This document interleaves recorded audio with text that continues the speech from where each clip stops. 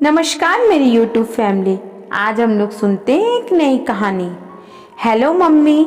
हाँ मैं अच्छा हूँ। पापा कैसे हैं? हाँ फ़ोन स्पीकर पर डाल दो तो आप दोनों से साथ में ही बात हो जाएगी। सुयश दूसरे शहर से अपनी मम्मी पापा से फ़ोन पर बात करते हुए बोला, बेटा बहू और अक्कू कैसे हैं? तेरा काम कैसा चल रहा है? मम्मी ने पूछा। तभी पापा ने बोला, कल आयुष के दादाजी आए थे, तेरे काम के बारे में बता रहे थे। तूने नौकरी छोड़कर। उनकी बात काटते हुए सुयश बोला, अरे पापा का कोई काम अच्छा या बुरा नहीं होता, वह जलते हैं मेरे कंपनी की तरक्की से। और फिर मैं तो अपना पुश्तैनी काम ही कर रहा हूँ। आप नहीं पर हमारे दादा परदादा तो पंडित थे। और पर बेटा अच्छी भली नौकरी छोड़कर। अरे पापा आपको मालूम नहीं है, यहाँ बड़े शहरों में अपनी मिट्टी से दूर लोगों को कितनी मुश्किल उठानी पड़ती है। बच्चे जानते ही नहीं हैं इन सब चीज़ों के बारे में, कैसे करना है क्या करना है। जब परिवार दुख में हो तब इन सब चीज़ों का इंतज़ाम करना, वह भी प्रदेश में, बहुत कठिन होता है। अरे बेटा तो हम कुछ क्या कह रहे हैं, हमें तो बुरा लगा कि तुमने हमें बताया भी नहीं। सुयश के मम्मी पापा एक साथ बोले, वह क्या है ना पापा, नया विचार था, चलता या नहीं चलता पता नहीं, बस इसलिए नहीं बताया। पापा आप विश्वास नहीं करोगे, 2 साल में मेरी कंपनी का टर्नओवर करोड़ों के ऊपर पहुंच गया है। पहले मैं एक छोटा सा कर्मचारी था, आज बहुत सारे लोग मेरे साथ काम करते हैं। हाँ बेटा वह तो ठीक है, पर इतना पढ़ लिख कर यही करना है तो यहीं आ जाओ। क्या पापा आप ही तो कहते थे कि पढ़ाई ज्ञान प्राप्त करने के लिए की जाती है, नौकरी के लिए नहीं। और पापा वो छोटा शहर है, वहाँ ये सब चीज़ें आराम से हो जाती हैं, लोग एक दूसरे को जानते हैं, मदद कर देते हैं। यहाँ बड़े शहरों में जहाँ अधिकांश लोग अपनी जड़ों को छोड़ कर आए हैं, उनके लिए ये सब करना बहुत मुश्किल हो जाता है। वैसे पापा मैं भी तो आपसे यही कहता हूँ, वहाँ अकेले रहते हो आप दोनों, यहाँ हमारे पास क्यों नहीं आ जाते? बेटा वहाँ बड़ा अजनबीपन लगता है, शहर तो शहर, वहाँ बोली भाषा खान पान सब अनजाना है, ना हमें किसी को जानते हैं ना कोई हमें। सारी जिंदगी इसी शहर में रहे, सारे रिश्तेदार दोस्त यही हैं, तो यहाँ शहर छूटता ही नहीं है। वही तो बात है, छोटे शहरों में उन्नति के अवसर ही नहीं है, ना मैं वहाँ आ सकता हूँ ना आप यहाँ। चल यह सब छोड़, वैसे तुमने अपनी कंपनी के बारे में कुछ बताया नहीं, क्या करते हो तुम लोग? मम्मी बात संभालते हुए बोली। अच्छा मम्मी सुनो, वह बड़े पंडित जी आए तो उनको जरा 11,001 रुपये दे देना। यह विचार मुझे उनको देख कर ही आया। याद है जो आपने मेरे लिए पूजा करवाई थी?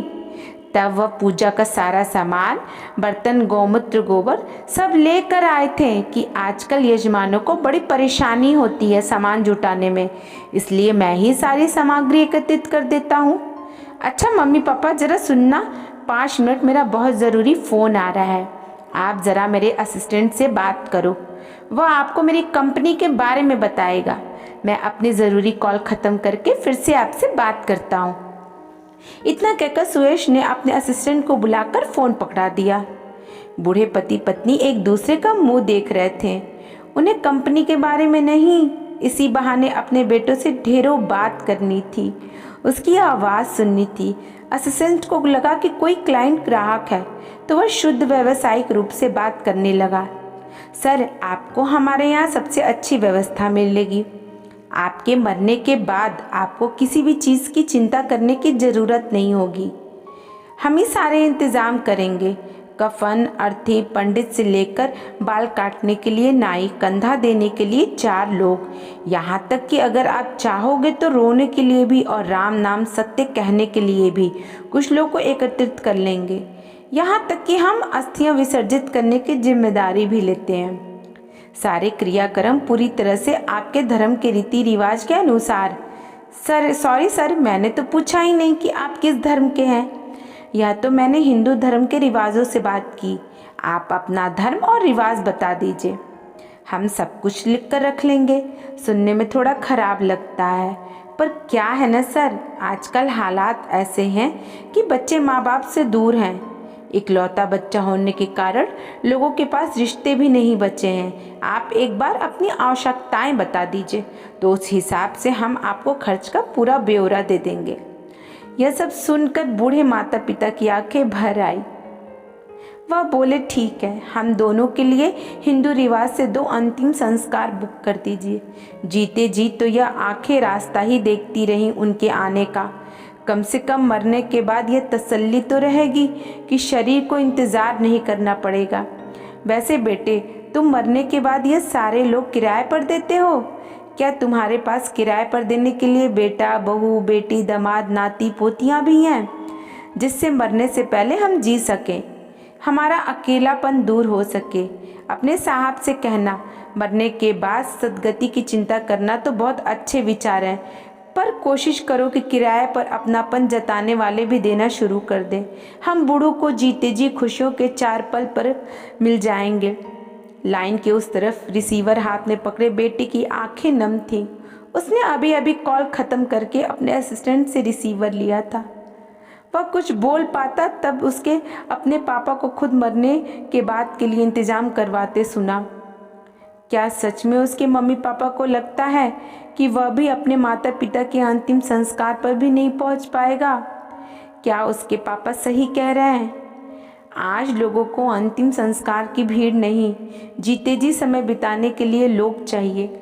मरने के बाद सद्गति मिले, यह सोच अच्छी है, पर मरने से पहले हमारे बुजुर्ग अकेलेपन से ना मरे, इसका इंतज़ाम करना समाज का कर्तव्य है।